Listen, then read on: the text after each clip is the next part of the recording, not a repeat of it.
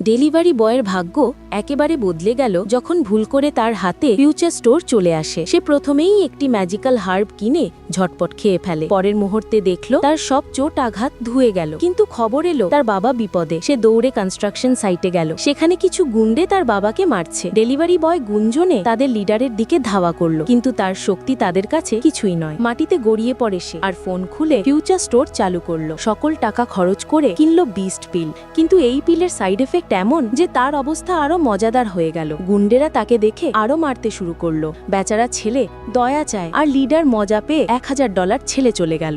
এই $1000 সে future store থেকে আরো শক্তিশালী পিল কিনলো। পিল খেতেই সে রূপান্তরিত হলো প্রাচীন যোদ্ধায়। এবার গর্বিত লিডার আবার আক্রমণ করলো, কিন্তু ডেলিভারি বয় একটি আঘাতে পুরো গ্যাং উড়িয়ে দিল। সে উড়ে সরাসরি লিডারের সামনে গেল এবং লাগাতার থাপ্পড় মেরে দিল। ভয় লিডার মাফ চাইলো এবং $1 মিলিয়ন ট্রান্সফার করলো। তারপর ছেলে বাবাকে হাসপাতালে ভর্তি করলো। কিন্তু ওয়ার্ড থেকে বের হবার সঙ্গে সঙ্গে একজন সুন্দরী সিইওর সঙ্গে ধাক্কা লাগলো। কিছু লোক তাকে ধরার চেষ্টা করছিল। ডেলিভারি বয় সিইও কে বাঁচালো। সিইও কৃতজ্ঞ হয়ে তাকে নিজের বডিগার্ড বানালো। কিছুদিন পর সিইও তাকে একটি বড় নিলামে নিয়ে গেল। সেখানে তারা দেখা করলো এক ঘামন্ডি রইস জাদের সঙ্গে, যে সিইও কে ইমপ্রেস করতে চাচ্ছিল। ডেলিভারি বয় তার মাঝে ঢুকে রইস জাদেকে লজ্জিত করলো। রইস জাদা রেগে চ্যালেঞ্জ দিল, যদি আমার চয়ন করা জেট স্টোনে বেশি মূল্যবান রত্ন পাওয়া যায়, তুমি আমাকে $10 মিলিয়ন দেবে। ডেলিভারি বয় হাতে হাত মেনে নিল। দুজনেই তাদের স্টোন বেছে নিল। রইস জাদা এক্সপার্টের সাহায্যে সেরা স্টোন বেছে নিল। কিন্তু ডেলিভারি বয়ের কোনো উপায় নেই। সে আবার ফিউচার স্টোর খুললো এবং কিনলো